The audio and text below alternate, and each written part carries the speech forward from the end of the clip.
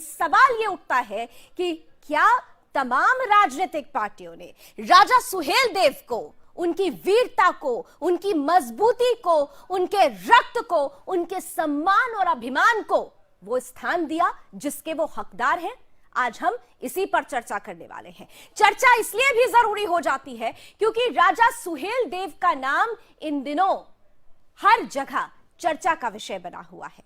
चर्चा हो रही है राजनीतिक दृष्टिकोण से, लेकिन चर्चा इस मसले पर नहीं हो रही है कि इस वीर योद्धा ने जिस गाजी का खात्मा किया, उस गाजी का महिमा मंडन होता है, बाकायदा दरगाह बन जाती है, मजार बन जाती है, लोगों का हुजूम वहां इकट्ठा होता है, हर साल मेला लगता है, लेकिन इस वीर योद्धा के सम्मान के नाम पर कुछ नहीं होता।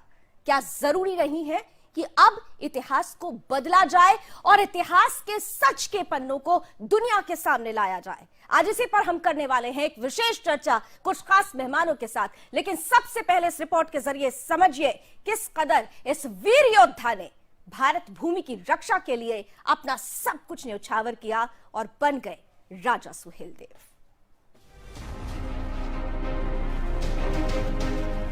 सम्राट सुहेलदेव एक ऐसा नाम है जिसने आक्रमणकारियों के खिलाफ उत्तर भारत के राजाओं को संगठित किया।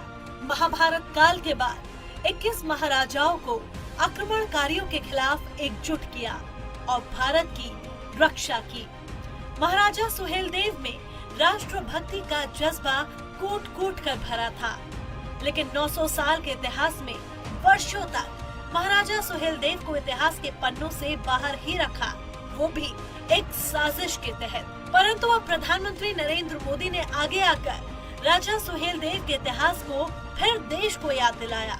जी हाँ, अब पहली बार राजा सुहेलदेव को प्रधानमंत्री मोदी ने सम्मान देने के लिए उनके स्मारक का उद्घाटन किया। सुहेलदेव की स्मृति में अब प्रधानमंत्री मोदी ने राजा सुहेलदेव के स्मारक का उद्घाटन किया है।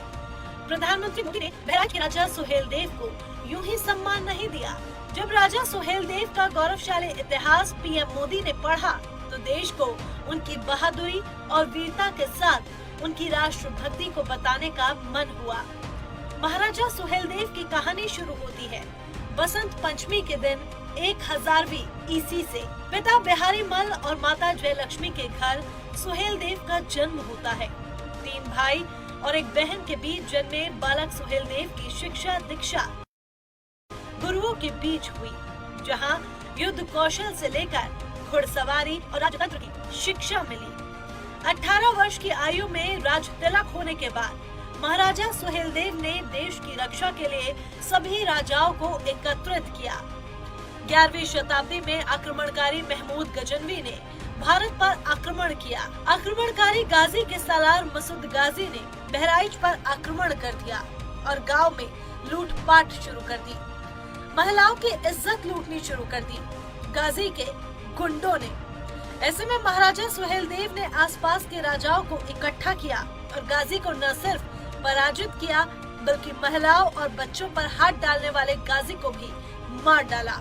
धर्म युद्ध की लड़ाई में राजा सुहेलदेव सभी राजाओं को एक साथ लेकर आए। सुहेलदेव का साम्राज्य उत्तर में नेपाल से लेकर दक्षिण में कौशाम्बी तक और पश्चिम में गढ़वाल तक फैला था। बुराचिया के समंत सुहेलदेव के भाई बुराया देव थे। बुराचिया से बहराइच बना और फिर बहराइच नाम पड़ा।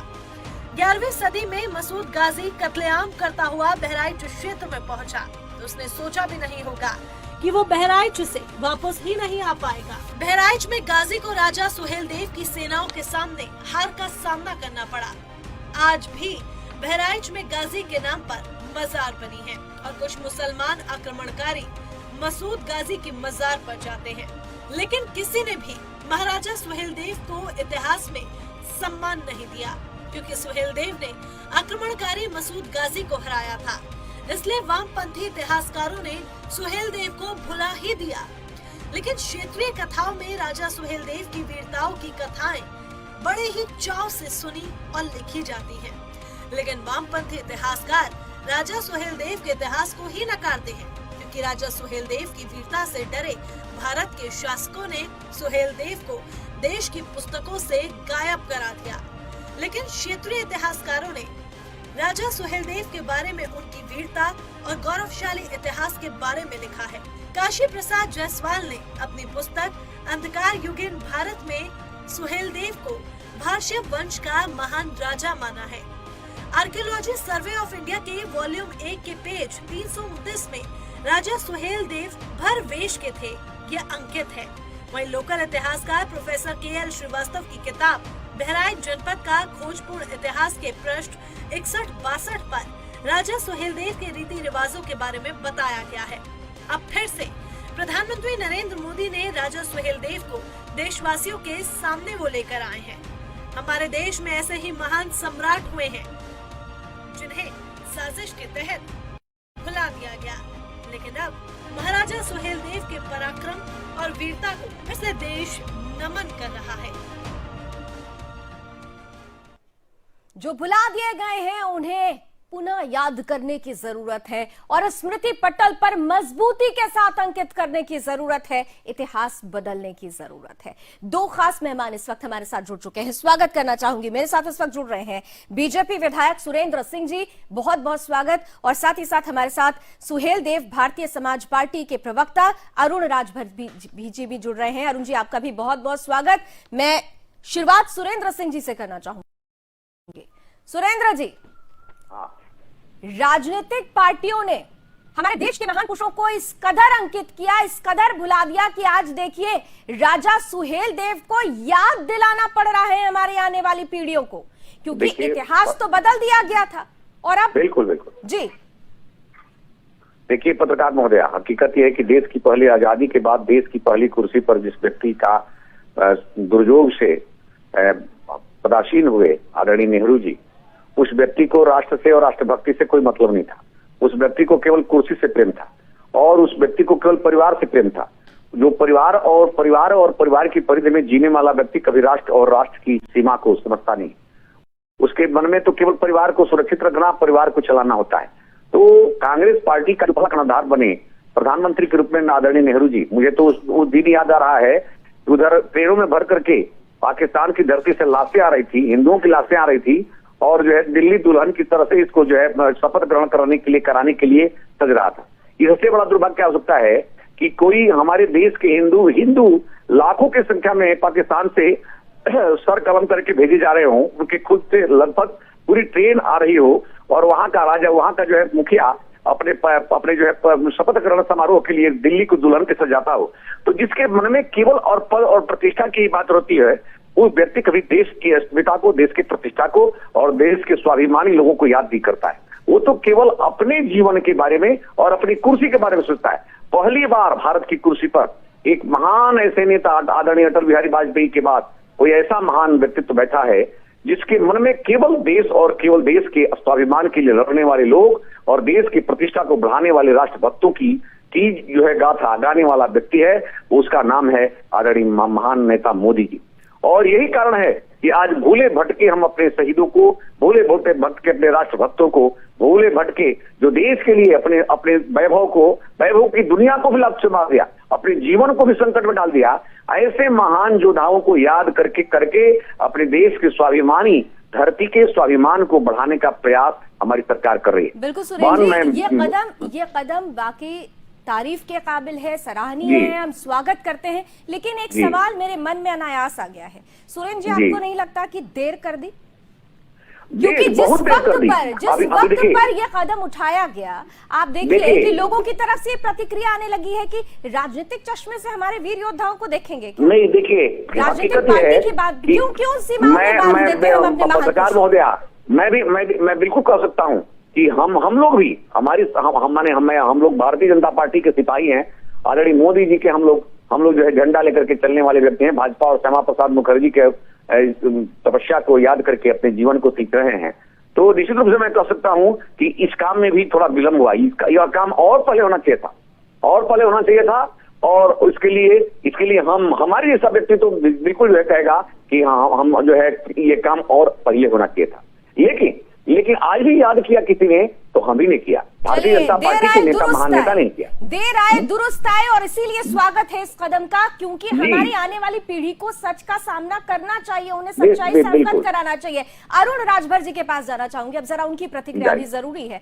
अरुण राजभर जी, आप लोगों की तो पार्टी ही है सुहेल देव भारतीय समाज पार्टी, आपने नाम तो रख लिया, लेकिन राजा सुहेल देव को क्या आप वो सम्मान दे पाए? क्योंकि जो परिस्थितियां और जो तस्वीरें हमने देखी, उसमें तो आपने हैदराबाद के उन निजामों के वंशजों से जाकर हाथ मिला लिया है जिन्होंने हिंदुओं का कत्लेआम किया था, जिन्होंने हिंदुओं महिलाओं के साथ बदसलूकी की थी। अरुण जी, बहुत सही। देखिए, जिस तरीके से आप लोगों की मानसिकता है वो बहुत बखूबी मुझे पता है कि आप लोग किस मानसिकता से आप चर्चा में बैठाए हैं।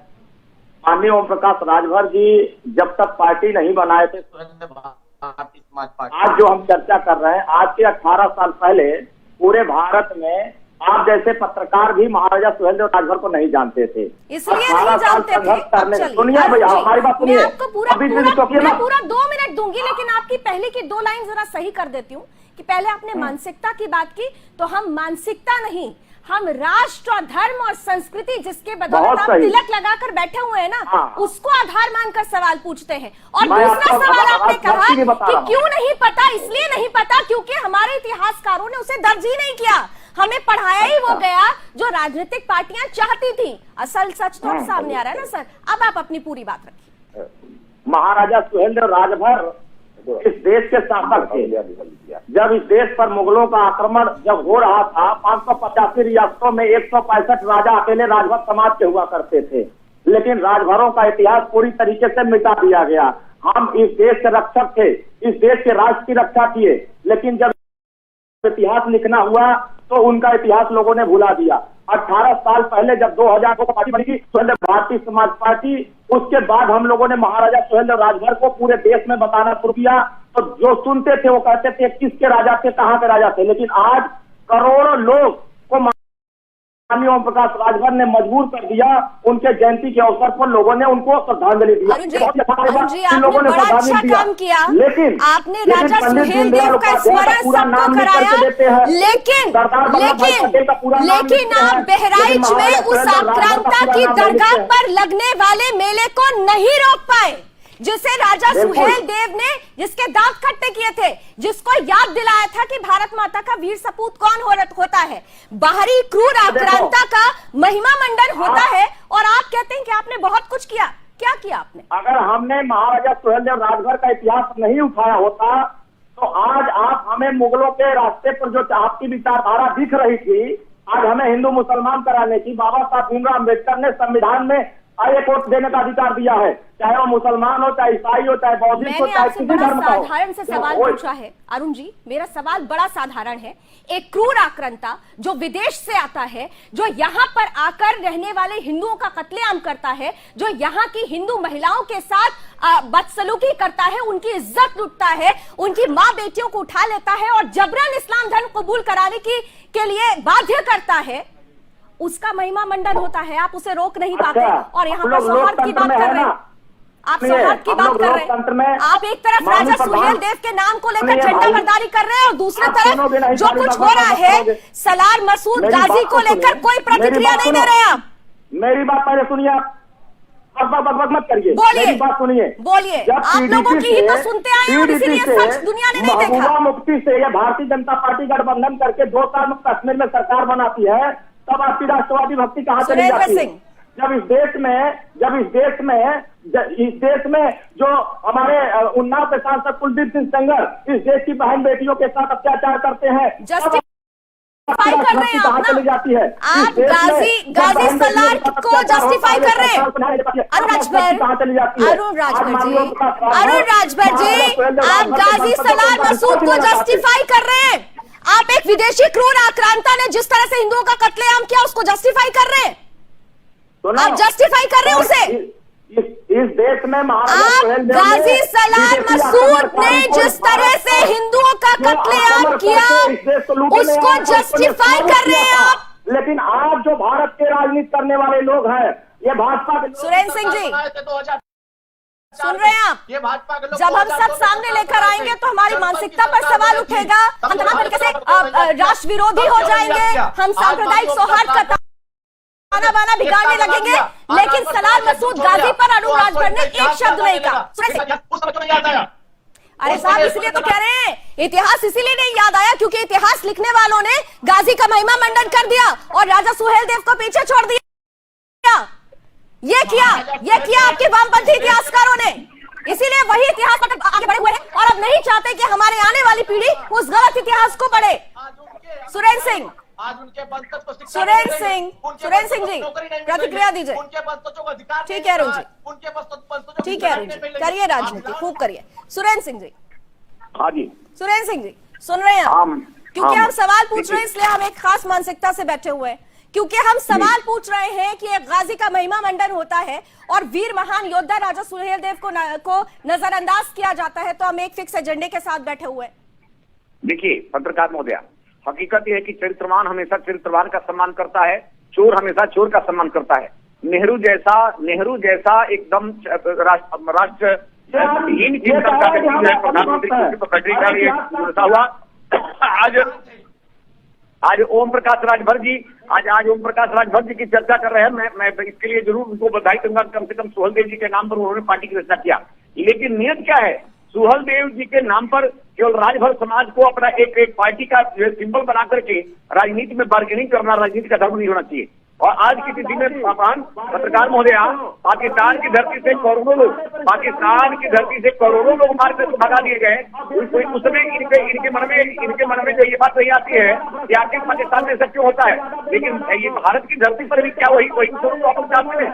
ये भारत की धरती पर कई चाहते हैं सबके आतंकवादी गतिविधि पर है और जो है वो वैसी जैसा लोग हम चाहते हैं अपने साम्राज्य का विस्तार करें और हिंदू समाज हिंदू संस्कृति नष्ट हो जाए।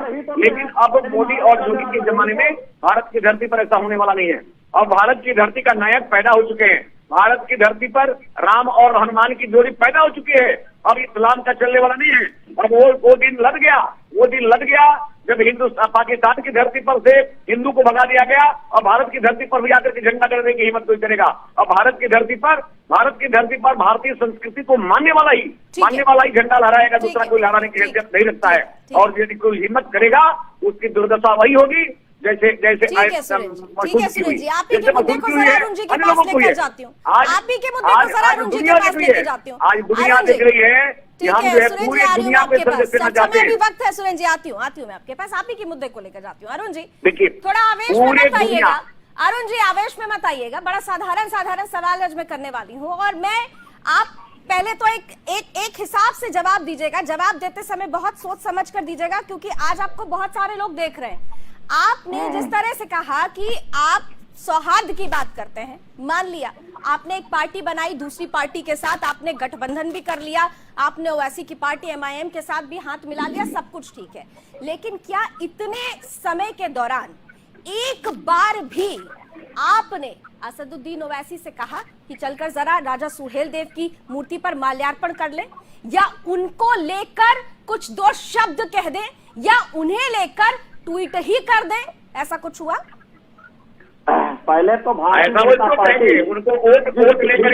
महबूबा मुफ्ती से गठबंधन करके शहनवाज हुसैन को कैबिनेट में मंत्री बनाती है, सैयद जफर को राज्यसभा भेजती है। क्या इन लोगों से मूर्ति पर माला पहनवाया? पहले